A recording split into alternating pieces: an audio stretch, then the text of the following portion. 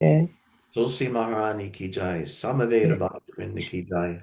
Jai. All glories to the assembled devotees. Hare Krishna. All glories to the assembled devotees. Hare Krishna. All glories to the assembled devotees. Hare All Krishna. glories to Sri Guru and Sri Gauranga. Namo Hare Krishna Gadaya Krishna Vastai Bhutale Srimati Bhaktivedanta Swami Niti Namani Namaste Saraswati Deve Gaurani Prajayane Nirvishesha Shunivadi Paschata Deshatarane. Hare Krishna. Thank you everybody for coming. Om Namo Bhagavate Vasudevaya. Om Namo Bhagavate Vasudevaya. Om Namo Bhagavate Vasudevaya. Om Namo Bhagavate Vasudevaya. Om Namo Bhagavate Vasudevaya. Om Namo Bhagavate Vasudevaya. Reading from Srimad Bhagavatam, Canto 2, Chapter 10. Bhagavatam is the answer to all questions. Text 6. Nirodosyanusayanam atmana saha shaktibhi muktir hitvanyata rupam swarupena vyavastiti. Nirodosyanusayanam atmana saha shaktibhi muktir hitvanyata rupam swarupena vyavastiti. Nirodosyanusayanam atmana saha shaktibhi muktir hitvanyata rupam swarupena vyavastiti. Others chant, please.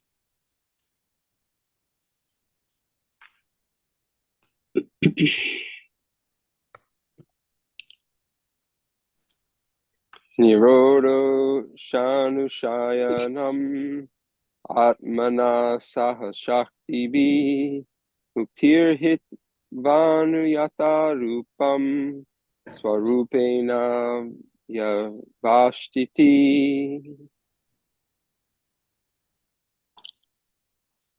Nirodosyanusayanam Atmana Saha Shaktiभिः मुक्तिर्हितान्यथा रूपं स्वरूपेण व्यवस्थिति. Hare Krishna. निरोधोऽस्यानुशयनम् आत्मना सह शक्तिभिः मुक्तिर्हित्वान्यथा रूपं स्वरूपेण व्यवस्थिति. Hare Krishna. Nirodhosyanusayanam atmana saha shaktiभिः मुक्तिरहित्वान् यथा रूपं स्वरूपेण भयावस्थितिः. हरे Krishna. Hare Krishna. Nirodusyanusayanam Atmana Saha Shakti Muktir Hitra Yanta Rupam Swarupena Vyayastiti. Hare Krishna.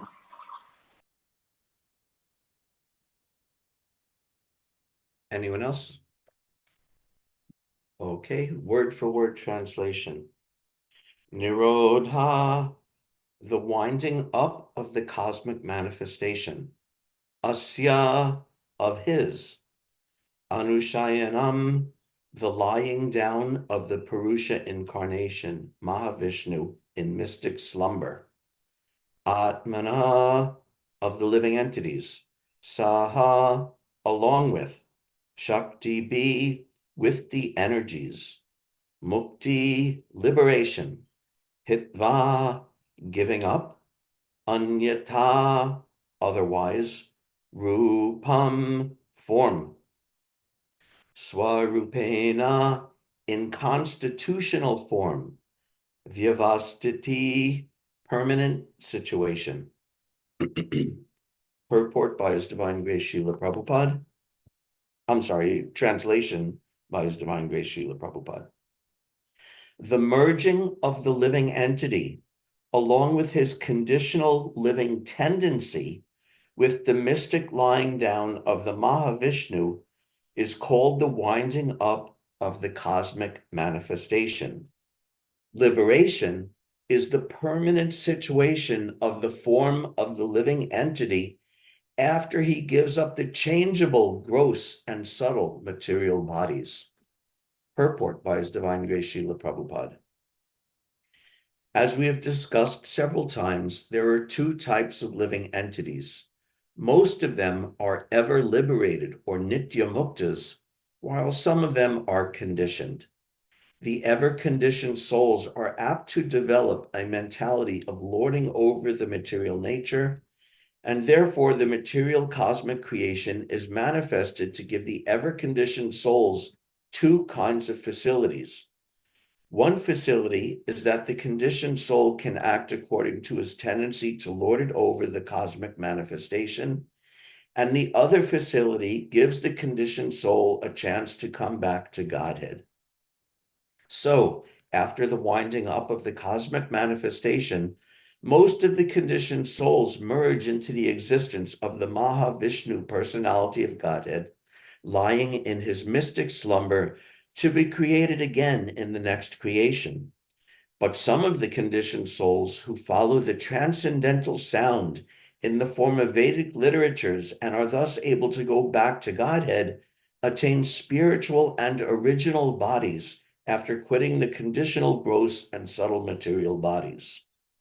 The material conditional bodies develop out of the living entity's forgetfulness of their relationship with Godhead, and during the course of the cosmic manifestation, the conditioned souls are given a chance to revive their original status of life with the help of revealed scriptures, so mercifully compiled by the Lord in his different incarnations.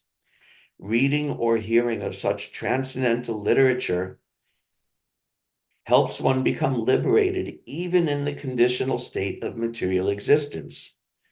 All the Vedic literatures aim at devotional service to the personality of Godhead, and as soon as one is fixed upon this point, he at once becomes liberated from conditional life. The material, gross, and subtle forms are simply due to the conditioned soul's ignorance. And as soon as he is fixed in the devotional service of the Lord, he becomes eligible to be freed from the conditioned state. This devotional service is transcendental attraction for the Supreme on account of his being the source of all pleasing humors.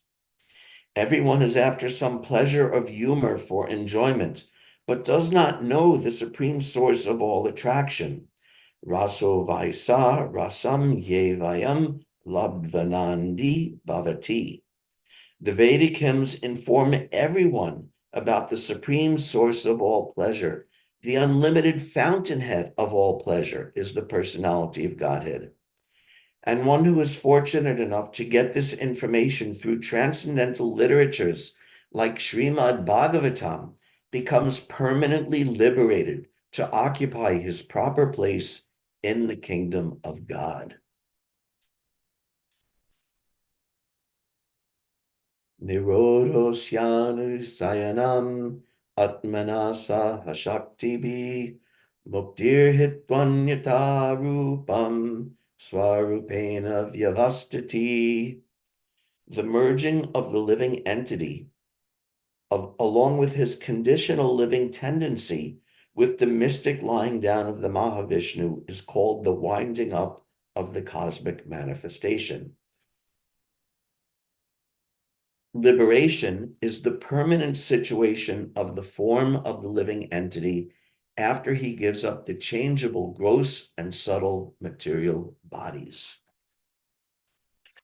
Namo Vishnu Padaya Krishna Prasthaya Bhutale Srimate Bhaktivedanta Swaminiti Namine Namaste Saraswati Deve Gauravani Pracharine Nirvishesha Shunyavadi Paschata Deshatarine. This is a brilliant verse and purport from a very interesting little segment of this second canto. I don't want to take up too much time, but I want to just very briefly review those 10 topics. Atra sargo visargascha, stanam poshanam utaya, manvantaresharu kata, nirodo muktir ashraya. Shukadev Goswami said in the Srimad Bhagavatam, there are 10 divisions of statements regarding the following: the creation of the universe, subcreation, planetary systems, protection by the Lord, the creative impetus, the change of manus, the science of God, returning home back to Godhead, liberation, and the summum bonum. And then the next verse clarifies, to isolate the transcendence of the summum bonum, the symptoms of the rest are described sometimes by Vedic inference, sometimes by direct explanation, and sometimes by summary explanations given by the great sages. So when discussing these 10 topics, that always has to be kept in mind, that all of the 9, not the first 9 out of the 10, are there to establish Ashraya, Krishna, the Supreme Personality of Godhead, as the summum bonum, as the absolute truth. Yeah, Prabhupada uses a summum bonum, just like in the very first text of the Bhagavatam, Satyam Param Dhimahi. The point is made that this Bhagavatam is for meditating on Satyam Param. Satyam Param is also a perfect, very literal translation of the Latin summum bonum, which means the highest good or the highest truth or the absolute truth, as Prabhupada would generally say. So all of the other items are to establish that, just like in the Bhagavatam, Prabhupada has described how cantos 1 and 2 are like the Lord's 2 lotus feet, and then the third canto is his legs, and moving up until the 10th canto, which is Krishna's beautiful face. So just as those 9 cantos are preparing us to understand the 10th canto, similarly, all of these different topics of Srimad Bhagavatam are there to prepare us and inspire us and guide us to understand the Ashraya, the 10th item, which is Bhagavan Sri Krishna himself. And today's verse is discussing the last 2 of those first 9, Nirodha, which is winding up or destruction or like pralaya, and mukti, which is liberation. So, why are these 10 topics? Why is Shukadeva Goswami making a point of these 10 topics here? And also in the 12th canto, again, the 10 topics of Bhagavatam is almost the same, but slightly different list is given in the 12th canto, that the 10 topics. So there's 2 basic reasons why this is given. One is to establish that this Srimad Bhagavatam is the most excellent, topmost Mahapurana. There are Mahapuranas and there are Upapuranas, which are secondary. You could say sub-Puranas. I think Prabhupada sometimes said sub-Puranas, or Upa means near. Excuse me. So establishing Srimad Bhagavatam as the topmost class of Purana is an important point, especially in today's purport. Prabhupada spends the second half of the purport glorifying how we hear from Srimad Bhagavatam. So this is one reason that these 10 topics are there, because these 10 topics are well known in the Vedic system, that these 10 topics are requirements of any Mahapurana, of a major Purana. There are lesser Puranas.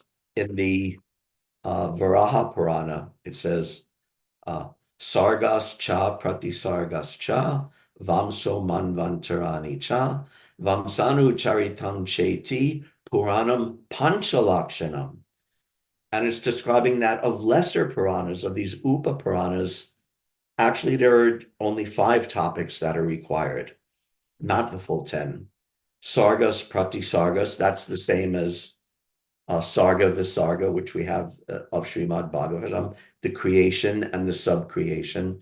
The creation means the creation of the basic material elements of the material world, and subcreation means the further amalgamation and construction and arrangement of those into all the forms and structures and processes of the material world. So sargas cha, pratisargas cha, that's 2 items. Vamso manvantarani cha. Vamso, we know this word vamsa. Vamsa means clan or dynasty. So the discussion of the great dynasties, the Yaru dynasty, Yaru Vamsa, and so many great dynasties are there in Vedic history. Manvantarani cha, and the different Manus, and their teachings and their lives and their manvantars and all the activities there. Vamsanu charitam, and the activities of the great dynasties and the great kings. So only 5 items are there: creation, subcreation, the dynasties, and the activities of the kings and the manus. So just 5 items. And if you look at these 5 elements, you might notice what's missing from this list of 5 compared with the list of 10. There is nothing explicitly about Krishna. So actually these Upa Puranas, all the Vedic literatures, they're actually all about Krishna. Vedais Chisar, what's the Vedais Chisarvar Aham Veda Vedya Vedanta Krit Vedavid Eva Chaham. That all of the Vedas are directly Krishna himself, that Krishna is to be known by all the Vedas. Krishna has written and compiled the Vedas, and Krishna is the topmost prime knower of the Vedas. So even these Upa Puranas are about Krishna, but we could see from this list of 5 that they're less explicitly about Krishna.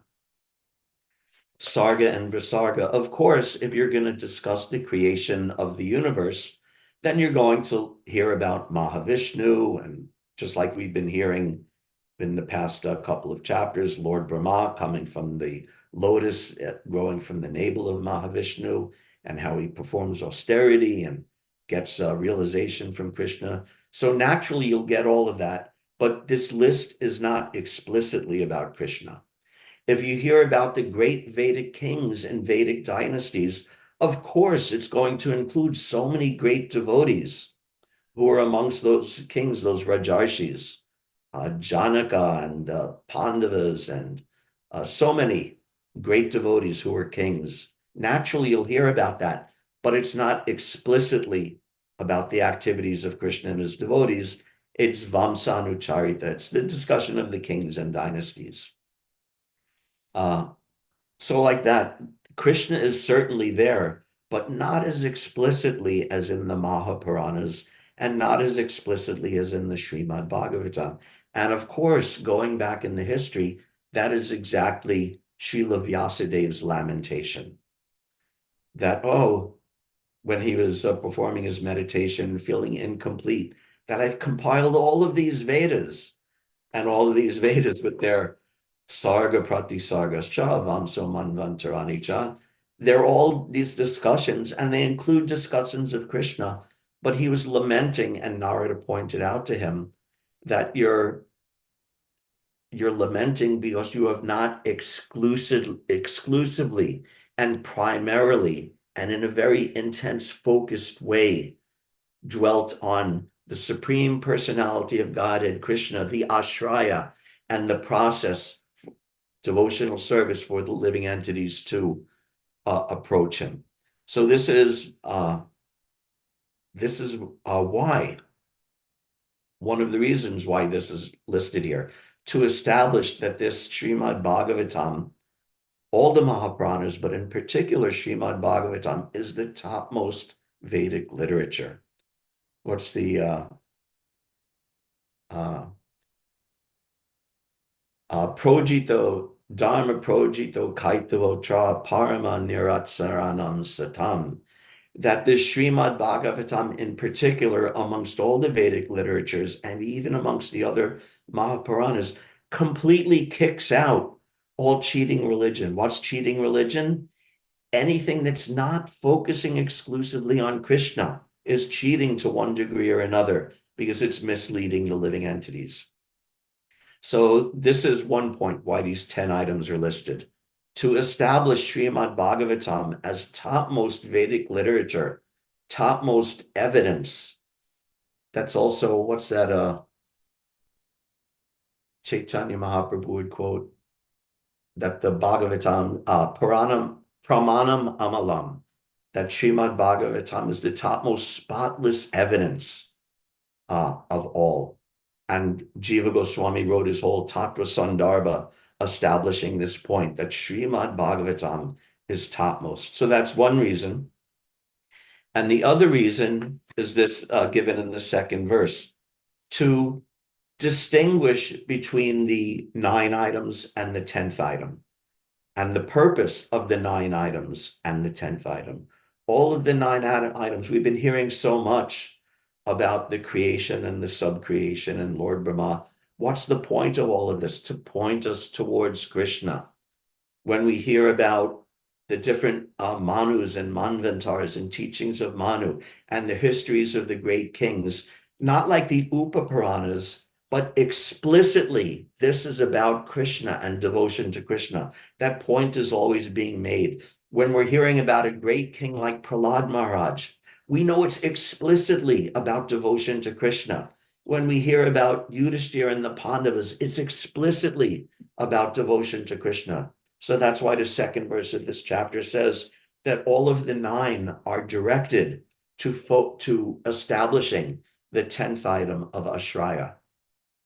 Ashraya, that word means shelter. So this is Krishna, the shelter of everything, the ultimate shelter of everyone and everything are established by all of these 10 items.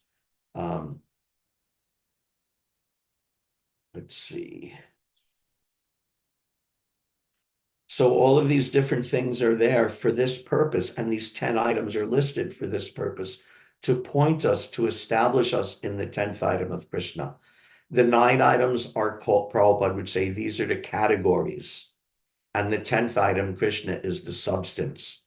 In Sanskrit, these terms, Tatashta and Swarup are used. The Tatashta are the categories, the secondary items, the items that are not the Ashraya, but are pointing towards the Ashraya. And then there's the Swarup, which is the main thing, the thing that is being aimed at. Just like it's sometimes described that in all of the different qualities of a devotee, all the different items of devotional service, the 64 items given in Bhakti Rasamrita Sindhu and Nectar of Devotion, that all of those items, there's one item that is Swarup Lakshana, the one essential goal and topmost quality, and all the other items are the Tatashta Lakshana, like a devotee is kind, a devotee is detached, a devotee is clean, he's learned, he's poetic. All of these are beautiful qualities that a devotee will automatically get. But if someone gets those qualities without the Swarup Lakshana, without the one quality which is most important, then all those other qualities are what's the verse? That if one gets all the good qualities of one who performs devotional service gets all the good qualities of the demigods, and harava bhaktasya kato mahadguna, that even if one apparently gets good qualities but is without devotion to Krishna, then he actually has no good qualities. So the one quality, Swarup Lakshana, the main important quality of a devotee, Swarup Lakshana, the essential quality, is that Krishnaika Sharanam. He's surrendered exclusively to Krishna alone. And if a devotee has that one quality, then even if he's lacking in all the other qualities, he's rightly situated. And if one has all the other good qualities, hundreds and thousands of good qualities, but does not have Krishnaika Sharanam, is not exclusively surrendered to Krishna alone, then he has no good qualities, actually. So this is the point of these 10 topics of Srimad Bhagavatam. It's to Param Satyam Dhimahi, as the very first verse orders us, meditate upon the Ashraya, the Summum Bonum, the Supreme Personality of Godhead. And all these topics of Srimad Bhagavatam are there to accomplish that point. So one of these, which is discussed today, is Nirodha, the winding up, the destruction. The verse describes that Krishna and his energies, what's the Atmana Saha Shakti Bhi, all of the energies of Krishna merge back into the body of Mahavishnu. We know, without going into all the details, we know that at the time of creation, there's the subtle, unmanifest form of the material energy, and then it becomes agitated by Krishna's glance injecting the living entities along with their material desires, and then the three modes of material nature. And then from that subtle, unmanifest form, everything starts coming, all the different elements, the sense organs, the sense objects, and then Brahma comes and organizes it all into the universe we see around us now. And Nirodha is the opposite of that. We've also heard, and we've discussed several times over the past couple of years, actually, how at the time of the dissolution, all of the qualities of the gross material elements are washed out and merge into the more subtle element. The quality of earth loses its fragrance and it merges into the water, and the water loses its taste and merges into the fire, and down, everything becoming, instead of more gross and more constructed and more organized, it's going into more subtle and more ethereal type of existence, until everything is reduced again to the subtle, unmanifest form. And all of that, with the inhalation of Karanadakashai Vishnu, is all absorbed back into his body again, along with the living entities. And this is interesting. The merging of the living entity along with its conditional living tendency. So what does that mean, conditional living tendency?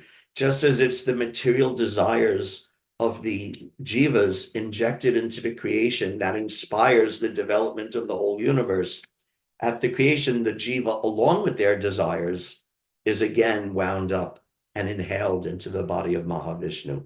And this is Nirodha. This is the winding up. And I think last time I gave class, I discussed about the four types of annihilation mentioned in the at the end of the Bhagavatam.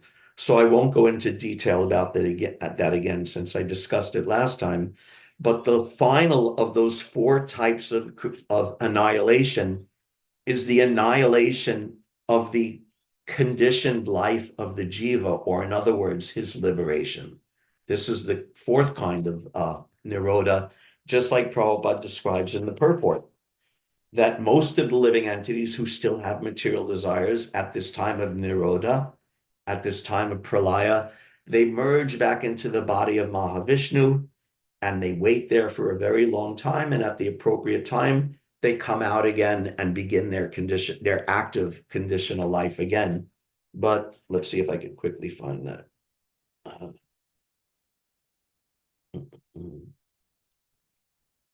Most of the conditioned souls merge into the existence of the Mahavishnu personality of Godhead to be created again in the next creation.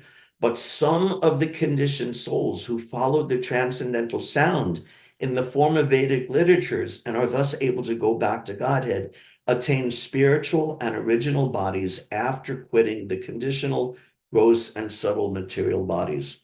So this is a very nice sort of philosophical arrangement or symmetry here, that there's discussion of Nirodha, of Pralaya, of the destruction, but the perfection of that destruction or Pralaya actually leads to the next item, that the eighth item naturally leads to the ninth item, which is Mukti. And the verse states, Muktir hitwanyata rupam swarupena vyavastiti. And this is a extremely important verse. The concept espoused in this verse is actually so important, so vital even. And Prabhupada would quote the second half of this verse. It's not one of the top verses he quoted, but he would quote it with some frequency. Muktir hitvanyata rupam swarupena vyavastiti. So that means mukti. Mukti, what is mukti? Just like each of these, after text 2 of this chapter, each verse is giving a short definition of each of those 10 items. The creation is this, the subcreation is this, the Ishanukata is this, like we heard yesterday. And now mukti. So what is mukti? Hitvanyata rupam. Anya ata rupa. Anya means other, like the other form. So hitvanyata rupam, that the other form, the extraneous form of the living entity is given up. This is standard definition of liberation. That is giving up the conditioned form. It's giving up the conditioned existence. It's leaving aside the material energy, the material conditioning. But that's only half the definition. Swarupena vyavastati. And you give up the false form, the extraneous form, and you take up the swarup form, the actual form, the eternal form, the real form of yourself you're accepting. So even this word, in Sanskrit and in English, this word mukti or moksha, or in English liberation, means it's a negative concept, in the sense that being liberated means escaping, like giving up something or escaping something or leaving something. And mukti, moksha, is usually described in the Vedic system as well as giving up conditioned life, of giving up the body, of giving up the material energy, giving up attachment for it. This is a negative definition. So that's the reason this verse is so important, because it gives an explicitly positive definition of what is liberation. Because by this negative definition, it allows so many misconceptions to creep in for those who don't understand that liberation. It's free from material life. So if I go and live in the mountains and meditate in a cave in the mountains, then I'm liberated because I've left aside, I've given up material life. So this is incomplete understanding, and a negative definition is always going to be incomplete. Just like one example, we just had Juneteenth Day, which is about the liberation of the American slaves. So in 1865, I think it was, there was the Emancipation Proclamation by Abraham Lincoln, which states all the slaves are free.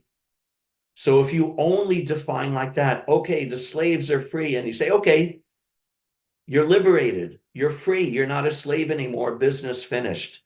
But if you do that without ignoring all of the obstacles presented to former slaves and their descendants, now that they're liberated, okay, they're not slaves, but does that mean they have full access to the political action in society? Do they have full access to economic functioning in society, to social functioning in society? So although technically liberated, you've given up, but if you ignore the positive integration, then that so-called liberation is incomplete. Okay, you're not a slave anymore, but you still don't have full access to the functioning and the benefits of society. So if you only define liberation as giving up, I've left the material world, without understanding that you have to take up your real actual form, your swarup. And what's that swarup? Jiver Sarupai Krishna Nitya Das. If you don't accept that positive form, then that so-called liberation is not very good. Not very good. Let's see, where am I here? So many examples of that. Just like in Bhagavad Gita, Krishna says, Daivi hiesha gunamayi, mama maya duratyaya, mame vie prapadyante, mayam etam taranti te. That how do you get free from the material energy? This material energy, Daivi hiesha gunamayi. First of all, it's Krishna's energy. That's number one. That's the Sambandha Gyan. The energy belongs to Krishna. Mama Maya Duratya, it's so difficult to become free from that material contamination, from that material energy. So how to do it? So this is first Sambandha Gyan, that the energy belongs to Krishna, and that energy is very difficult to cross over. This is Sambandha Gyan, understanding the relationship with the jiva and the material energy and Krishna. Then next is Abhideya. After Sambandha is Abhideya. So what's the practice? What do you actually do to become free from that? Mam eva ye prapadyante. This is the sadhana. This is the practice. You surrender to Krishna. Mam eva ye prapadyante. You surrender to Krishna. And then Sambandha Abhideya. And what's the prayojana? Mayametam tarantite. And the result, the perfection, is that then you become free from material contamination. Then you're liberated. Not by your own work, not by holding your breath, not by meditating, not by sitting in a ring of fire in the summer or sitting in the cold river in the winter. This is not how you become free, but by surrendering to Krishna. This is actual freedom. This is actual mukti, actual liberation. And it only comes from Krishna. You can't get it from another source. In the purport to that Bhagavad Gita verse, Prabhupada explains it very well. And I'll read that last paragraph. The words Mam Eva are also significant. Mam means unto Krishna or Vishnu only, and not Brahma or Shiva.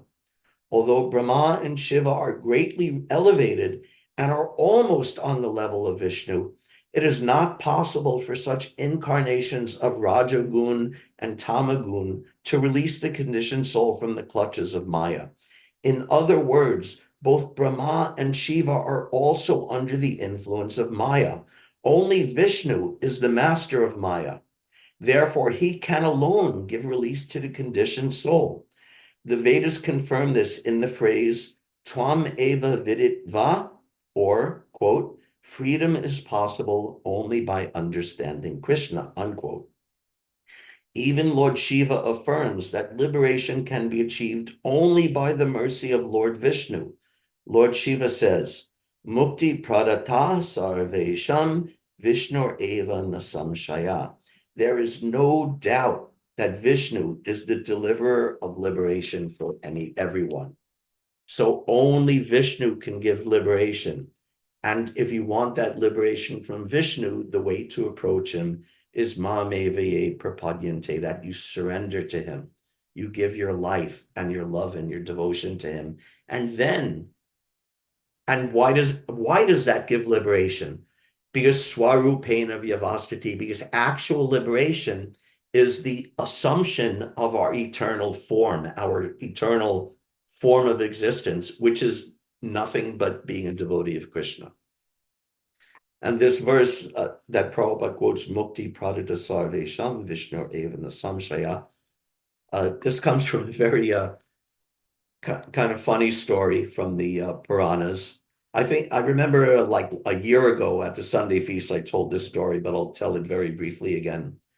That there was once this person who was he was a demon, and he hated Vishnu so much, but because he lived in a previous age, that anywhere he went, everyone was sages and devotees, and they're all singing and chanting and glorifying Krishna. So this was intolerable to him. So he took bells and hung them over his ears, so that anytime if he heard someone glorifying Krishna, he would shake his head and the bells would ring in his ears. And so he wouldn't have to hear the glorification of Krishna. And because of that, this demon was named Gantakarna, which means bell ears. So this foolish person was going like that, but still he had a strong desire to attain liberation, speculating in different ways how to attain liberation, because even though he couldn't stand Vishnu, he understood the nature of this material world. So he prayed to Lord Shiva for a long time and did austerities for a long time until Lord Shiva came before him and said, yes, what do you desire? And he told Lord Shiva, I desire liberation from this material world. And that's where Lord Shiva said this verse, Mukti pradata sarvesham, Vishnu eva na samshaya. Without a doubt, only Vishnu can give you liberation. And he preached to him, and this foolish Gantakarni, he took off his bells and actually took up the process of devotional service and became liberated. So Mukti hitanyata rupam, you give up the false form for the purpose of accepting your real form as devotee of Krishna. Therefore, only Krishna is Mukunda, the giver of liberation. There's another nice example of this. Again, let's see if in the Bhagavatam and in Krishna book, there's the story of Muchakunda. We know the story of Muchakunda, how Krishna met Muchakunda.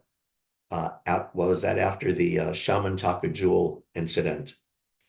And we know the story from Krishna book that Muchakunda was a great warrior and he was fighting on the side of the demigods. And after that fight, the demigods offered him a benediction. And what did they say to him?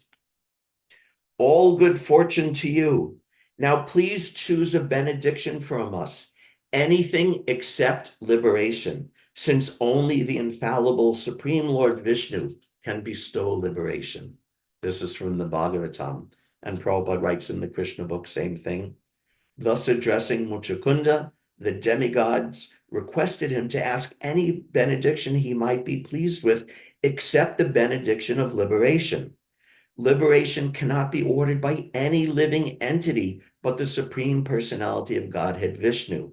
Therefore, another name of Lord Vishnu or Krishna is Mukunda, he who can award liberation. So only Krishna can give mukti, not because he's selfish or because he doesn't allow anyone else to do it. Because when you understand that mukti means assuming your swarup, and when you understand that your swarup is to be the eternal loving servant of Krishna, then of course, Krishna or Krishna's servant is the only person who can offer that. It actually makes perfect sense. And any other thought of mukti separate from devotional service is simply a vain hope. And so many verses talk about that. Again, the demigods, I think it's when they're offering their prayers to Krishna in the womb, and they pray, Yenye Ravindaksha Vimuktamanina, Twayasta Bhava Avishuddha Buddhaya. So this is a very important verse also. Yenye Ravindaksha. Aravindaksha means the Supreme Personality of Godhead, who has beautiful eyes like blooming lotus petals. Yenye Ravindaksha Vimuktamanina. Ye Anye, that if you put aside Krishna with his beautiful lotus eyes and you don't pay attention to Krishna and you don't serve Krishna and you don't meditate on Krishna and you don't give everything to Krishna, yenye ravindaksha vimukta manina, your vimukta, your liberation, manina. It's simply within your mind. It's simply a mental speculation. You're thinking yourself liberated, but you're not actually liberated because you haven't taken that swarupena vyavastati. Vyavastati, vyavas is the same as vyavasayatmika buddhi. It's the same word, same root word. Just like we know vyavasayatmika buddhi means when the intelligence is very fixed, one-pointed. So swarupena vyavastati means being fixed, being firmly situated in your swarup, in your identity as a servant of Krishna. And if not, vimuktimanina. Your so-called liberation is simply mental speculation. Genye ravindaksha vimuktamanina, twayasta bhava avishuddha buddhaya. And in fact, not only are you're not liberated, but avishuddha buddhaya, your intelligence, your mind, your mental status is still contaminated.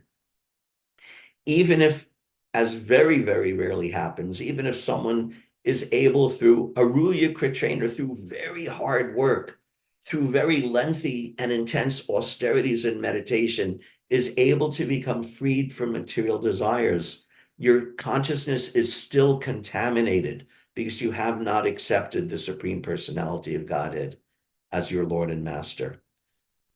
Tvayasta bhava avishuddha buraya aruya kritrena param param tata. And even if you attain that imagined position of superiority through very lengthy time and through very intense meditation and austerities, patantyato najrita yusmarangraya. Najrita yusmarangraya, because you're neglecting the lotus feet of Krishna, patanti, you must fall from that position of imagined superiority. So when we understand what liberation is, when we understand muktir hitvanyata rupam swarupena vyavastiti, then surrender to Krishna is the only possible conclusion. And actually, not only mukti, but all of them, nirodha, when we understand what is happening at the winding up of the universe, then again, the only option is devotion to Krishna. And when we understand sarga and visarga, when we understand about the creation of the universe, when understood properly, the only option is devotion to Krishna.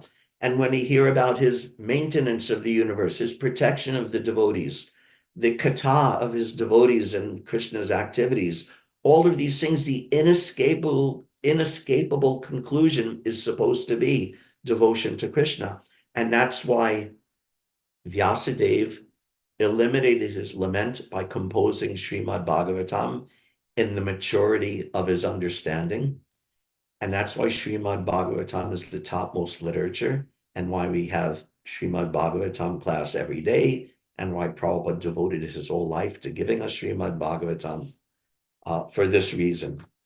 Because this is the perfection. The ashraya is to attain Krishna. And all of these other items, everything discussed in Srimad Bhagavatam, is all for that purpose, to bring us to the point of surrender to Krishna. Let's see. One other short point I missed before I wrap it up. When I was discussing Nirodha, the winding up of the cosmic manifestation, that's also very important to understand in light of the previous chapter, where the 4 nutshell verses, the Chatushloki Bhagavatam, was described, because that allows us to understand the winding up. What does that verse say? Kridasya moga sankalpa ornanabhir yatornute. Actually, this is Brahma's prayers right before the Chatushloki Bhagavatam. And he says, just like a spider spins its web and then winds it back up and takes it back within himself, in the same way Krishna expands his energies and then withdraws his energies. And then also in the Chatushloki, there's ahamavyasam eva gray, nanya yat sarasat param, that before the creation, the only actual existence is Krishna. And during the creation, the actual existence is Krishna. And after the creation is all wound up, the actual existence is Krishna. So before, during, and after creation, Krishna remains. Therefore, he is Ashraya. Therefore, he is the goal of all of the other functions and all of the other processes and everything else discussed in the Bhagavatam. And actually everything else in our life, the goal of that is Krishna. He's the Swarup, and everything else is the Tatashta leading to that. Just like who can help me with that verse that always remember Krishna, never forget him? Smartavya satatam vishnur, vismartavya najatu chit, etayor eva kinkara. No. Smartavya satatam vishnur, vismartavya najatu chit, sarva vidi nasedasyor etayor eva kinkara. Sorry, took me a minute to get there. That there's only two rules, a positive rule and a negative rule. Smartavya satatam Vishnu, always remember Krishna. Vismartavya najatuchit, never forget Krishna. These are the two rules, the two main rules, the Swarup rules, the essential rules. And Sarvaviti, all the other rules and regulations, Sarvaviti Nisedasya, all the other rules, Etayar Eva Kinkara, those other rules are the maid servants of those two rules. Always remember Krishna, never forget Krishna. So in so many ways, here and elsewhere in our philosophy and elsewhere in the Bhagavatam, this point is being made. We have so much kata, so much philosophy, so many things we do in our life. But we have to make sure that all of these things are directly connected, not indirectly if we have to, but better directly connected to the Ashraya, to Krishna, to our service of Krishna. This is what Prabhupada meant by dovetailing. What is dovetailing? When you have two things and you connect them like this. This is dovetailing. So it's a direct connection. And if anyone knows anything about woodworking or has any experience with woodworking, this dovetail joint is a kind of joint where two pieces are fit together, and it's designed in such a way that the more you try to pull the joint apart, the tighter they hold on to each other. You see, angles are constructed in such a way that they link together even more strongly when they're tried to pull apart. So we dovetail activities in devotional service means they're so directly and so strongly connected directly to the Ashraya Krishna that they can never be separated. Then all of these things are situated properly. Hare Krishna. Thank you very much, everybody, for your kind attention. Now we could have, if anyone has some questions or comments or discussion.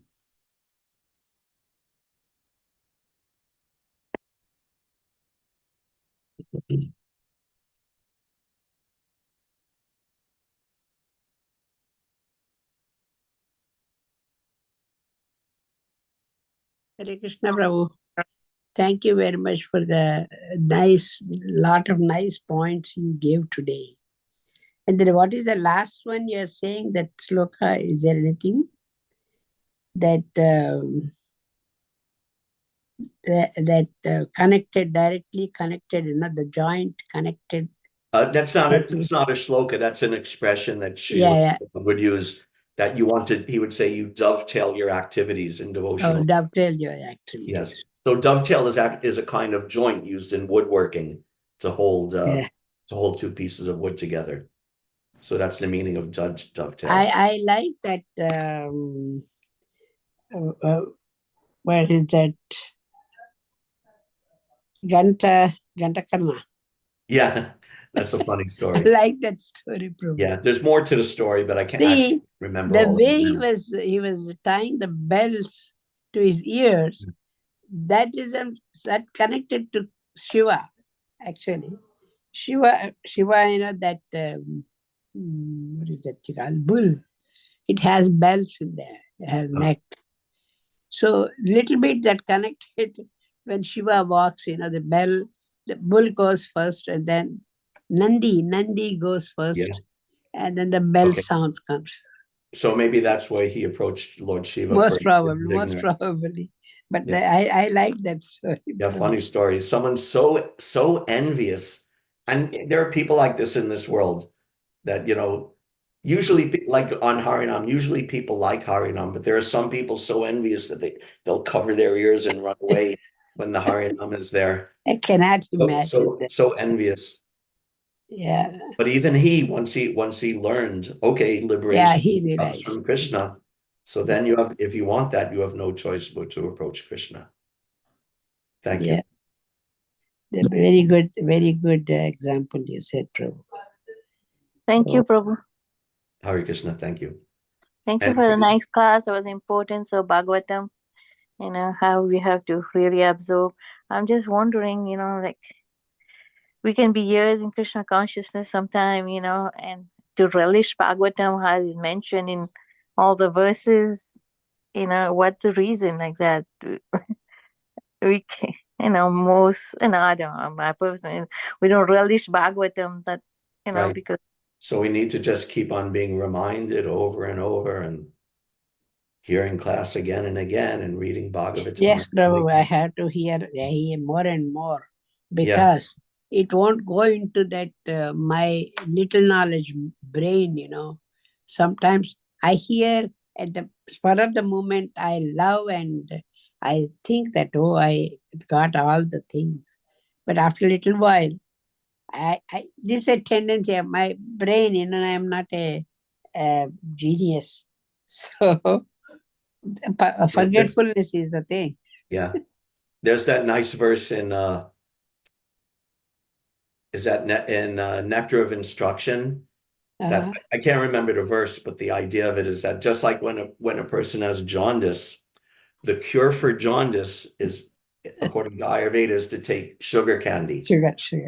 But when you have jaundice, everything tastes bitter because your whole body is saturated with bile. So even though the sugar doesn't taste sweet if you're not relishing it, but if you go on taking it, then when your bile goes down, then you could actually start tasting the sweetness of the sugar. So it's exactly like that with Srimad Bhagavatam, that we're contaminated. I'm contaminated, and then therefore I don't have a taste for reading Bhagavatam, and instead I have a taste for reading other literatures. But then if I go on reading Srimad Bhagavatam, making myself this is Vaidhi Bhakti. Vaidhi Bhakti means, okay, I'm not spontaneously attracted, but I'm going to do it because it's the right thing. And then gradually, as you're purified, you get the taste, and then it'll taste sweeter and sweeter. And depending on how bad your jaundice is, how bad your material conditioning is, because we have conditioning from so many countless lifetimes we can't even imagine. So how bad is that? And how sincerely do we practice? And how much do we take the sugar candy of Bhagavatam? But we can be assured that gradually, step by step, it's a gradual process. Gradually, step by step, we will get that taste for Srimad Bhagavatam. And even in the diseased state, I'm in a diseased state, but sometimes I can get a little glimpse that, oh, this is beautiful. Like I was reading this verse, studying for class, and I was appreciating so much this Muktir Hitvanyata Rupam Swarupena Vyavastiti. That is such a brilliant and important point. So even a little beginning of taste, we get a bit here and there to inspire us to continue. That's true, Prabhu. You gave something after Gantakarna story. You gave some Mukti Pradasa, something you said. I could note down that. I'm not sure what you're referring to. I don't know. I am also confused. Before that spider web thing, you gave something else. Mukti Pradasa. I don't remember that, but I remembered the Brahma talking about the spider and the web, because that one is, that was the verse I gave class on last month. So I remembered it because of that. That one is very interesting too. Yeah. So thank you very much, Prabhu, for all this. Thank you. And some of the points I note down, but I couldn't. We are fasting. I couldn't note down this Mukti Pradas or something you said. Okay. Thank you. Anything else? Question or comment? Hare Krishna, Prabhuji. Very nice class. Yes. Thank you very much. Motivates us to think about Krishna. And I have a question. You said sloka about always remember Krishna, never forget. What is that sloka? Smartavya satatam vishnur vismartavyo najatuchit sarvavidi nasedasyor etayor eva kinkara. Always remember Krishna and never forget Krishna. And all other rules and regulations besides those two are the maidservants of those two rules. Ah, beautiful. Okay. Where is this sloka from? Thank you. Yes, I actually don't know the source of it offhand. But if you have Database or even even if you just look online, Google it, it's very easy to find. What is the starting of the sarva? Sarvavidi Naseda Syor Sarva Vidi, you know, Vidi means like rules and Vidi. regulations. Sarva So Vidi. all the other rules and regulations, Etayor Eva Kinkara. A kinkari or a kinkara is like a maidservant.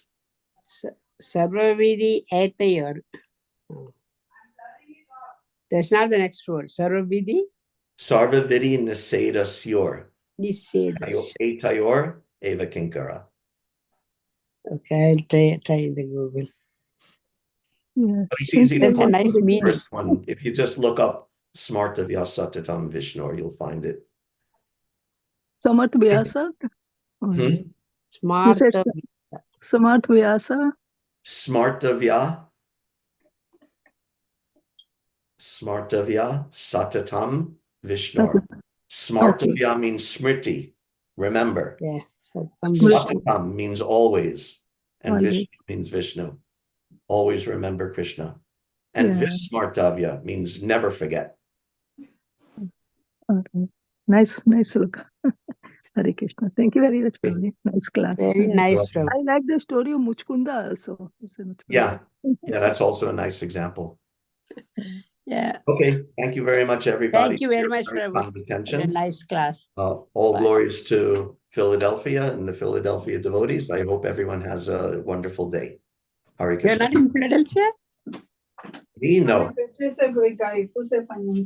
My wife is there, but I'm not there now. Okay. Yeah, I met her last night. We have a nice time together. Okay. Yeah. Prabhu, we miss having you. Hare Krishna. Thank you, everybody. Have a wonderful day. The reference Mr. for Satatam Vishnu. I'm sorry, what was that, Mother? I found the reference for the Smarta Oh, okay. Satatam Vishnu. It's Chaitanya Charitamrita Madhya Leela 22:113. Oh, terrific. Thank you for DC Madhyalila 22. Not 113. Madhya 22:113. Okay, thank you. That's good to know. Thank you for that help, Mother. Thank you, Sita. Absolutely. Hare Krishna. Hare Everyone Krishna. have Hare Krishna, a Prabhu. good day.